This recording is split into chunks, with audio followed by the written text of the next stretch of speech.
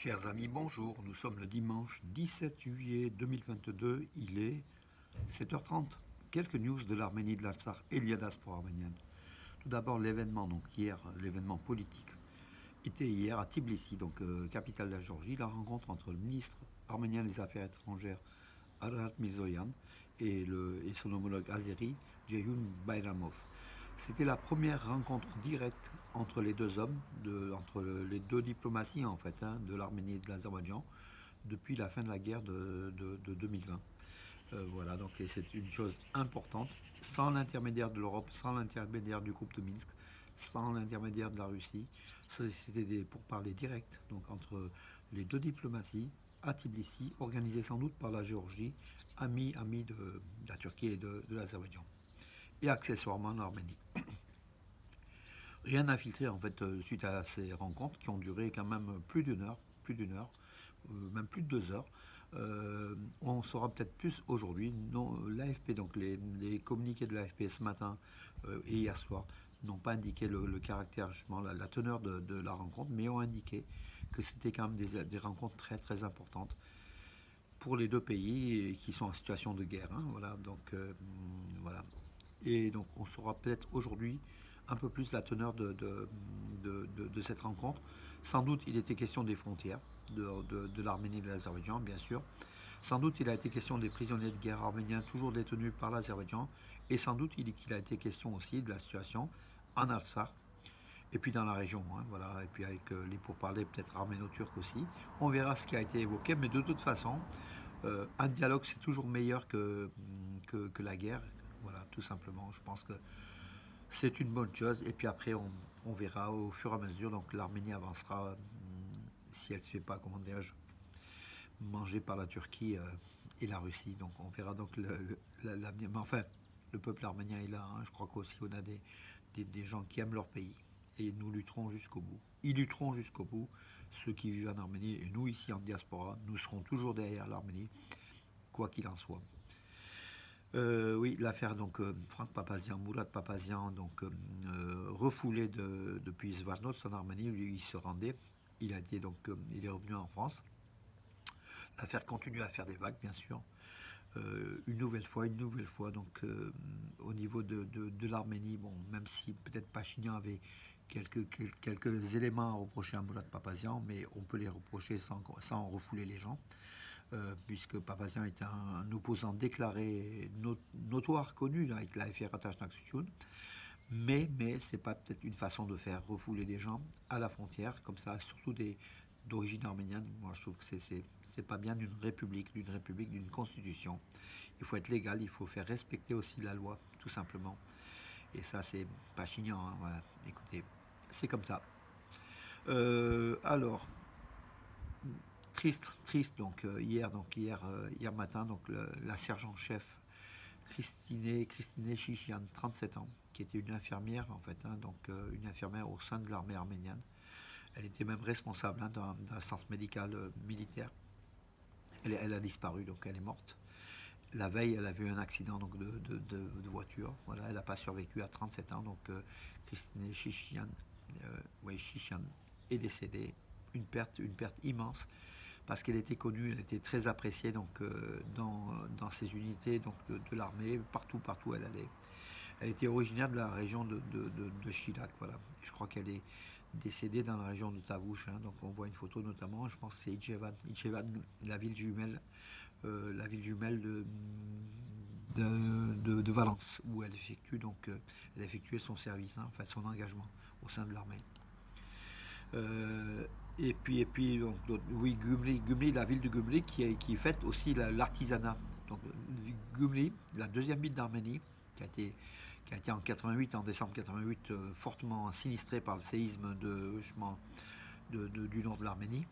Gumli revit tout doucement, redécouvre, et c'est une ville qui s'embellit. Donc hier, c'était la fête de l'artisanat à Gumli, hier et avant-hier, avec de nombreux artisans, une quarantaine d'artisans qui exposaient, qui montraient leur art. Gumli a toujours été donc, la ville des forgerons, des artisans. Et c'est vraiment une ville romantique, une très très belle ville. Donc voilà. Et les Gumletsi qui sont attachés à leur ville savent pourquoi. En fait, il y a une âme à Gumli, il y a une âme que peut-être qu'on n'a pas à Yerevan. Hein. Voilà, c'est une ville spéciale, très spéciale, que j'ai eu l'occasion de visiter plusieurs fois. Et c'est vrai que on est ailleurs. À Gumli, hein, donc c'est différent. C'est une Arménie, c'est un autre visage de l'Arménie. Voilà, donc explosion de cet artisanat avec aussi des Russes et des Biélorusses qui viennent aussi exposer leur talent avec des danses folkloriques aussi arméniennes, biélorusses, russes. Donc vraiment comment dirais-je, l'osmose dans cette ville qui renaît. Voilà, ça a été financé par le ministère de l'Éducation, des Sciences et de la Culture en fait, en partie aussi la municipalité d'Erevan. Ce festival de l'artisanat, des maîtres artisans. C'est la ville des maîtres artisans. Et ce festival de l'artisanat de Gumri est tout à l'honneur de Gumri qui renaît. Donc c'est la place Vartanians devant la mairie où tout était installé, les stands, justement le podium, les danses. Voilà. Très très très bien. C'est une très belle chose que de faire revivre donc les villes comme Vanatsol aussi, hein, la deuxième, l'ex-Kirovagan, Gumri c'est Leninagan. Ma tante y était, hein, j'ai visité donc quand ces immeubles dans le quartier d'Antaravan ont été détruits par le séisme, hein, j'y étais aussi, j'ai été visité, donc, et c'est une ville, encore une fois, très très très prenante, voilà, tout simplement. Et c'est aussi bien, pour une fois, c'est bon pour Pachinian, c'est bien que le gouvernement arménien puisse jeter l'œil, enfin, puisse aider les villes de la deuxième ville d'Arménie, Gumli, et la troisième ville, donc Vanatsor, à se relever. Et puis d'autres villes, hein, comme Merli, comme Kapan, ou comme d'autres, à se relever parce que c'est bien Yerevan, mais c'est bien aussi qu'on ait des villes à côté en Arménie, où il y a à peu près une trentaine de villes qui puissent se relever et puis vivre normalement, tout simplement, et ne pas toujours aller à la capitale Yerevan, s'engouffrer donc dans cette grande ville d'Erevan. Donc voilà pour la chose. Oui, donc l'Azerbaïdjan hier a encore accusé l'Arménie de tir à la frontière est, frontière arméno-azérie à l'est, donc du côté d'entre Geralkunik ou le Davouche. Bien sûr, Yerevan a parlé de désinformation, a affirmé que c'est l'Azerbaïdjan qui a tiré sur les positions militaires arméniennes frontalières et que les Arméniens ont répondu pour faire taire l'ennemi, comme la formule consacrée, mais c'est tous les jours. Hein, donc aujourd'hui, je vous le donne à chaque fois, mais ça devient quotidien. Bakou, tous les jours, accuse l'Arménie de tir à la frontière, de tir sur des positions azéries, alors que c'est l'inverse. Hein, les Arméniens répliquent à chaque fois qu'ils sont agressés, tout simplement. Hein, voilà, c'est Bakou qui cherche, qui provoque. Bonne nouvelle en basket. L'équipe féminine de basket du U16 des moins de 16 ans, est en finale du championnat d'Europe de division C. Donc les jeunes arméniennes ont battu. Donc, et c'est aujourd'hui la finale à 21h30 heure d'Erevan, 19h30 heure de Paris. Vous pouvez voir ces matchs de basket sur la chaîne publique d'Arménie, mais en passant par le site guichet.com. Hein, voilà, donc ça sera 19h30 pour nous, ici, si on veut suivre.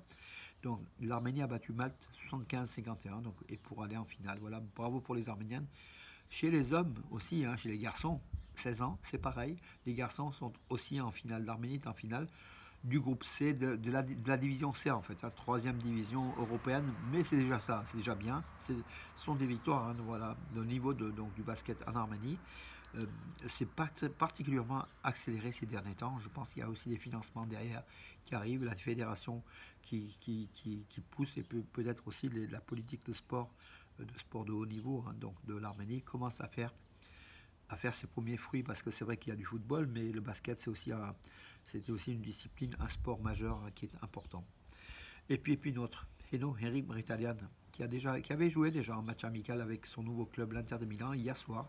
Henrik Mkhitaryan a joué contre l'AS Monaco. Donc l'Inter et l'AS Monaco ont fait 2-2, match nul. Et Henrik Mkhitaryan, qui était titulaire, a joué toute la rencontre sous les couleurs donc, du maillot du vice-champion d'Italie, l'Inter de Milan. On va essayer de parler italien, mes amis. Je parle italien, hein, je vais vous dire, mais bon, italien scolaire, hein, j'ai fait plusieurs années, mais c'est vrai que c'est une très très belle langue. Heno parle beaucoup mieux que moi. Heno est un as, un champion des langues. Et vraiment, il parle portugais, puisqu'il a été même au Brésil, hein, Henrik Mkhitaryan. Il parle français correctement. Voilà, on a souvent conversé avec Eno, hein, ici quand il était à Valence, et puis quand de temps en temps on visitait aussi sur des rencontres. Et là, je salue mon ami Harold Boyadjan, qui est un de ses meilleurs amis. Hein, voilà, Harold Boyadjan, que je salue. C'est un docteur, Harold Boyadjan, à Paris, mais qui est un fan du football, du sport, et un fan d'Ararat d'Erevan 73, de l'année champion donc, de d'URSS. Voilà, donc Ararat Yerevan, c'est le précaré de mon ami Aaron Boyadjan, voilà, que je salue aussi. Écoutez, sur cette bonne l'humour, hein, en fait, je crois que c'est important aussi qu'on abreuve les infos arméniennes, mais avec une certaine, comment dirais-je, une certaine facilité, hein, comme je le fais donc tous les jours depuis déjà pratiquement 2 ans, mes amis. Je commence à fatiguer, je commence à même vieillir, puisque je commence à avoir des rides. Hein, vous savez, je dors de pire en pire, je dors 2, 3 heures, 4 heures maximum par jour, et ça commence à se faire sentir. On est de moins en moins jeunes, les amis, et puis on change. Tout simplement, on évolue, on évolue. Voilà, mes amis. Sur ce, bon dimanche et à demain.